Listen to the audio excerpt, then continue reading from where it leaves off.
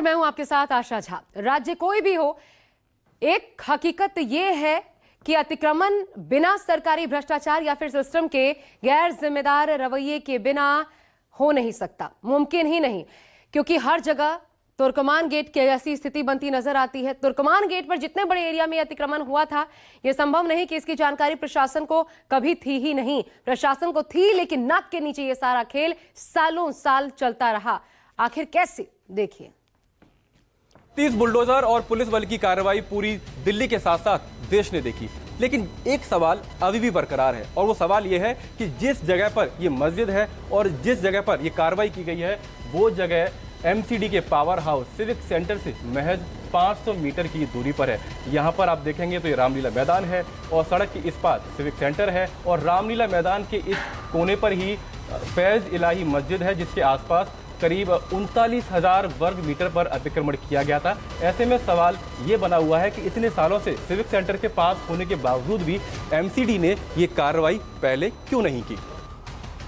तुर्कमान gate पर 39,000 वर्ग metre जमीन पर कब्जा था, और इतने बड़े स्तर पर यह कब्जा एक दिन या रात का खेल नहीं। सिस्टम के भ्रष्टाचारी सीमेंट ने इसकी जड़ें मजबूत कर रखी थी। अब तोड़ दिया गया। अगर आप तस्वीरों के माध्यम से समझेंगे तो सामने की लेयर देखिए, एक नजर घुमाएंगे तो आपको हर तरफ टूटा हुआ स्ट्रक्चर नजर आएगा।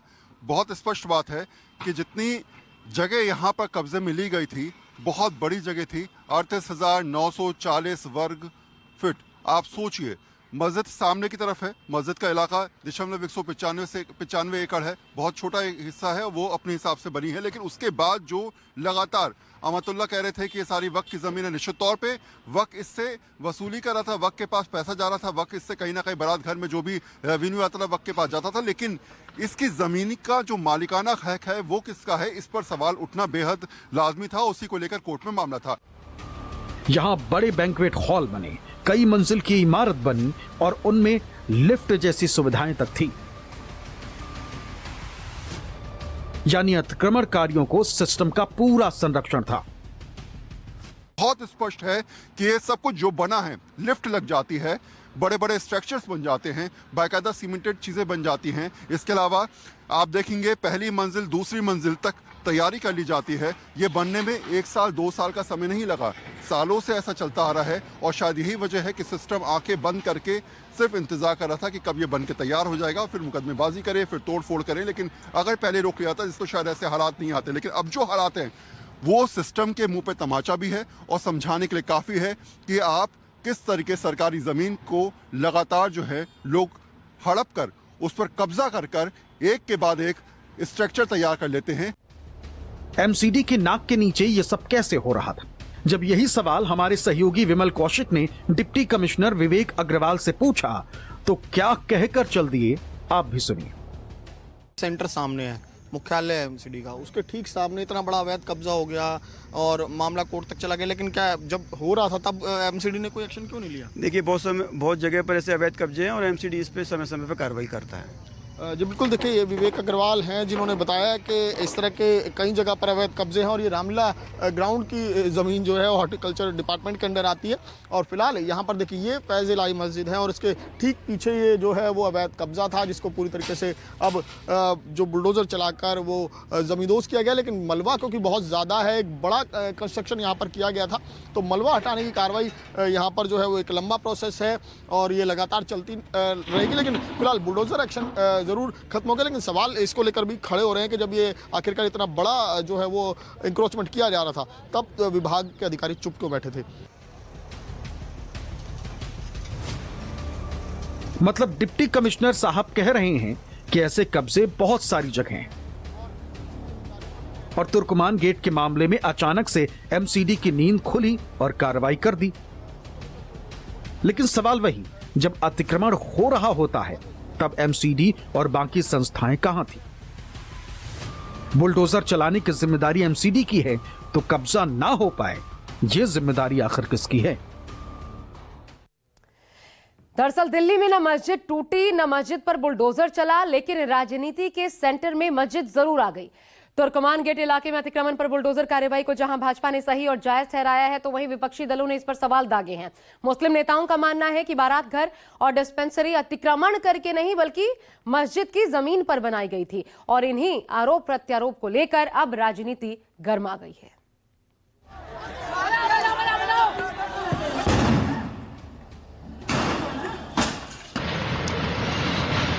बुलडोजर चला तो आज उन जगहों पर चला, उस जगह पे चला जहां पर पर्टिकुलर सिर्फ पिक एंड चूज करके टारगेट किया गया उस इलाके को। इस तरह का कोई भी डिमोलिशन या कोई भी एक्सरसाइज उसमें रेस्ट्रेंट की आवश्यकता होती है। सरासर गलत हुआ है। दिल्ली वक्फ बोर्ड इसमें मुलविस है, कॉम्प्लिसिट है। सरकारी जमीन पे अतिक्रमण होगा तो सरकार कार्रवाई करेगी। अवैध कब्जा है, अवैध तरीके से बिल्डिंग बनी है, वो तो जमींदोज होगी। आधी रात तुर्कमान गेट इलाके में एमसीडी की जमीन पर बनाया गया बारात घर और एक डिस्पेंसरी जमींदोज कर दी गई। अब यहां सिर्फ मलबा बचा, जिसे हटाने के काम में एमसीडी स्टाफ लगा हुआ है। लेकिन 32 बुलडोजर के साथ अतिक्रमण गिराने की कार्रवाई ने देश की सियासत में उबाल ला दिया है। यहां सबसे हैरानी की बात यह है कि कार्रवाई के दौरान न मस्जिद गिराई गई, न फैज़े इलाही मस्जिद को टच किया गया, लेकिन राजनीति के सेंटर में मस्जिद ही है। आम आदमी पार्टी और आरजेडी ने इस कार्रवाई को लेकर सवाल उठाए। शादी घर कभी नहीं है, घर तो होता है बंधा हुआ चीज। आज तक कोई शादी घर ही नहीं है, वो ओपन एरिया है। गरीब बच्चों को कभी शादी की जरूरत होती है तो मस्जिद कमेटी उस पार्क को, उस जगह को, उस ओपन एरिया को, वैसे अव्वल तो वो कब्रिस्तान वाला एरिया है और उस एरिया को खोल लेती है कभी कभार शादी कराने के लिए, लोगों के लिए। वहां पर एक डिस्पेंसरी चलती थी, चैरिटेबल डिस्पेंसरी, जो गरीबों के लिए चलती थी, जहां पर डायलिसिस सेंटर चलता था, उसको तोड़ा गया। इस तरह का कोई भी डिमोलिशन या कोई भी एक्सरसाइज उसमें रेस्ट्रेंट की आवश्यकता होती है। और वो टाइम क्या है, वक्त भी तो चुनेंगे। कौन से महीने में हम बैठे हुए, कड़ाके की ठंड पड़ रही है, मतलब अगर इतनी एहतियात हम नहीं बरत सकते तो क्या ही कहा जाए। सवाल इसलिए उठ रहे हैं कि अतिक्रमण हटाने की कार्रवाई एमसीडी और पुलिस की तरफ से आधी रात की गई, जबकि इसे लेकर पुलिस का मानना है कि जिस तरह का तुर्कमान गेट भीड़ भाड़ वाला इलाका है, उससे दिन में दिक्कत ज्यादा होगी। हालांकि विपक्ष भले ही इस कार्रवाई पर सवाल उठा रहा है, लेकिन इस पर बीजेपी नेताओं का मानना है कि अतिक्रमण जहां भी होगा उसे हटाया जाएगा और इस कार्रवाई को जायज बताया। वो अतिक्रमण हटना ही था जो हटाया गया है, लेकिन जिस तरह से पुलिस पर पथराव किया गया है, तो ये सोचने का विषय है कि दिल्ली जैसी राजधानी में इन पत्थरबाजों के हाथ में जिन लोगों ने पत्थर दिए वो हाथ किसके हैं, वो चेहरे कौन से हैं। तो धार्मिक उन्माद को भड़काने की कोशिश थी। मैं बधाई देता हूं पुलिस वालों को और प्रशासन को, जिन्होंने बहुत संयम से इस पूरी कार्रवाई को अंजाम दिया है। लेकिन सरकारी जमीन पे अतिक्रमण होगा तो सरकार कार्रवाई करेगी, ये बात इन लोगों को समझ में आनी चाहिए।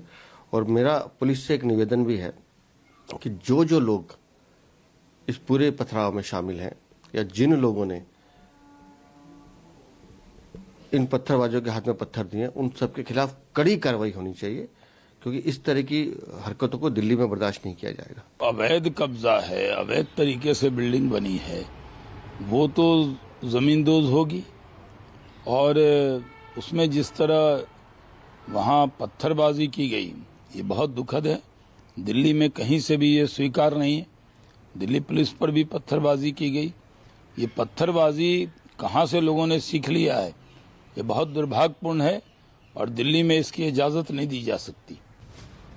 अतिक्रमण की कार्रवाई पर एमसीडी ने तर्क दिया है कि बारात घर और डिस्पेंसरी एमसीडी के हॉर्टिकल्चर विभाग की जमीन पर अवैध तरीके से बनाए गए थे और दिल्ली हाईकोर्ट के आदेश पर इन्हें तोड़ा गया। वहीं एआईएमआईएम अध्यक्ष असदुद्दीन ओवैसी ने जमीन को वक्फ बोर्ड की बताया है और इसे लेकर कई तर्क भी सामने रखे। आरोप लगाया कि वक्फ बोर्ड की इसमें मिलीभगत रही।